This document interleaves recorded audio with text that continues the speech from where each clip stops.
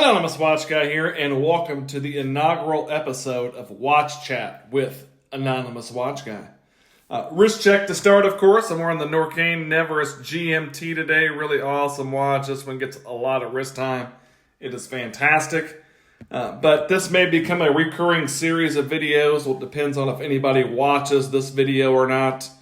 Just looking for new creative ways to have some content on the channel without having to continuously buy watches. It's just not a feasible financial situation to continually buy watches just for videos. So looking for some different types of videos. So this may become a just kind of a series of videos where we talk about watch news, maybe watch new releases, stuff that I may be doing with the channel, with the collection. Today's video is going to be more focused on my collection direction, maybe looking for some feedback from everyone else. What's your collection direction for the 2024? What are you looking to do with your watch collection? And also some watches that I'm thinking about selling and some watches I'm thinking about buying. I do have a couple things upcoming. I've got another inexpensive watch dives watch that I purchased that I'll be doing a video on soon. It's not here yet. Also, of course, we've got the full review of the Certina Super DS 1000 coming up in the next week or so as well. So be on the lookout for that. I've got it on the Tropic Orange strap right now. Really liking this watch. Definitely have enjoyed it so far. You can see it's not running right now. It's been a couple days since I had it on. But the Norcane has been getting the wrist time.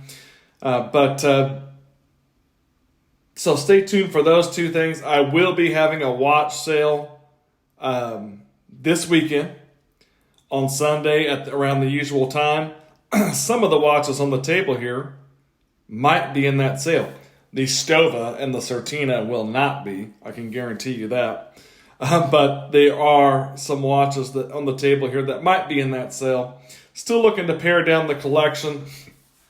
And my kind of philosophy now is, it's what I've been struggling with.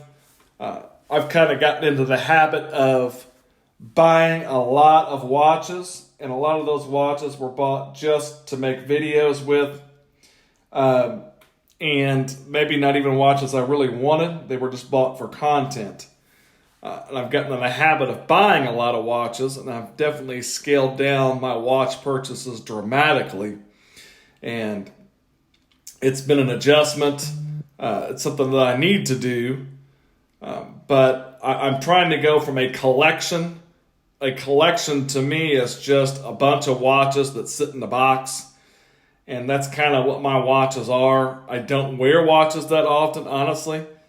Usually I've got my Apple Watch on because the job that I do would be very hard on watches. Any of these watches would take a huge beating and look like crap if I wore them to work. So at work, I wear my Apple Watch.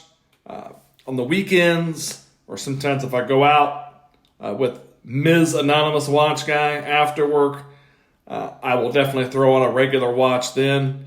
But the watches sit in the box a lot. So why have so many? A smaller collection of watches that's actually worn is kind of what I'm gravitating towards. And it's a struggle to see, do I want to continue to do more affordable things like this Alsta that I picked up pre-owned really cheap? And the Watch Dives watch that I got coming in, do I want to gravitate towards fun, affordable micro brands? Or do I want to try to acquire higher end pieces like this Norcane? I definitely want to add an Omega to the collection this year. And that's definitely a goal. But it's a little bit of a struggle right now. And as far as what direction I want to take the collection in. So if you're still watching this ramble, always looking for feedback and advice. What are you looking to do with your collection? What are some of your collection goals? What size do you think is a great size for a collection of watches that you would actually wear. So definitely looking, those are things that I'm thinking about, trying to decide what direction I want to go. I know I've sold a whole bunch of watches, and when it comes to the time when I'm deciding what watches to sell, it's really hard because I'm like, I don't want to sell any of these watches. But once they're gone, once they're packaged up and boxed and shipped, I haven't found myself really missing any of the ones that I've sold. So it's just getting over that hump, listing it for sale, selling it, packaging it up, and shipping it out. And once it's gone, it's kind of out of sight, out of mind. That said, I do have a birthday coming up, and I've been thinking about buying a mid-tier type watch for that occasion. And some of the watches I've been looking at, I'm going to share them with you on my iPad. The Doxa Sub 300 Beta, or Sub 300B, I really like the look of this watch. I like the wave pattern dial, kind of like an Omega Seamaster Professional 300. I like that black bezel.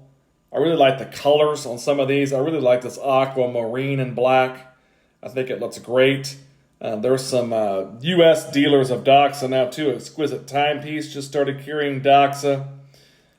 Definitely, this one piques my interest, and it's definitely on the short list of watches I might pick up.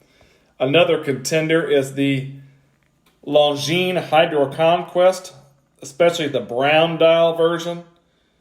Bruce Williams just did a video on this today on bracelet. And this brown dial version is just gorgeous. If I picked one of these up, it would probably be from Trifecta here, somewhat local to me. If you need a Longines, definitely reach out to Trifecta. They're great. But this brown dial Longines, the conflict I have with this one is, for a guy that never leaves the Eastern time zone, why do I need so many GMT watches? I've got the Norqain, I've got a Mito, I've got a Seiko. Why do I need a GMT watch? And I don't travel. But this is a gorgeous watch, really awesome watch. And the last one, I actually looked at one of these today in person. It is, oh, no, I don't have it pulled up. What are you doing? Oh, I somehow closed out on it. Oh, there I am. Hello. Let me get it back to the screen here. I switched the, there we go. The Tutema, or Tutima, M27Cs, yellow dial on the black and yellow strap. A little bit larger watch, but it is titanium. And then my conflict on that one is it too similar to the Stova Sea-Time Pro Diver, another German titanium tool watch that is very similar in size and style in a lot of ways to the Tutema.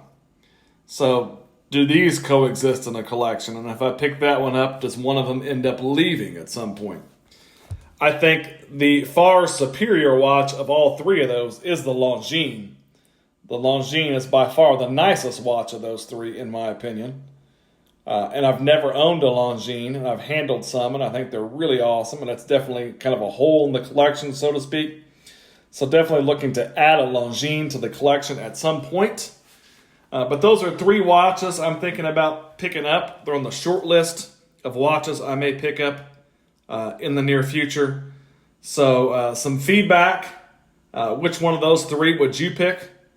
Is there another watch in that $2,000 price range, that mid-tier price range, that you would suggest that maybe I should consider as a little birthday gift to myself? That said, we'll wrap up this episode of a Watch Chat with Anonymous Watch Guy. Just some random thoughts about the future of the collection. Just a couple quick updates of what's coming. The Watch Dives review, the Certina review, another watch sale coming this weekend. And just some thoughts about watch collecting in general. And, feedback and comments are always welcome. Should I do some more videos like this? Should I try to be a little more structured with it? Should I just do some off-the-cuff chat? I definitely want to do some talking about like new release watches and watch news. Should I do some lives? All feedback definitely welcome. And as always, thanks for watching. And hit that subscribe button too. Definitely always like new subscribers. We'll see you next time. Thanks for watching.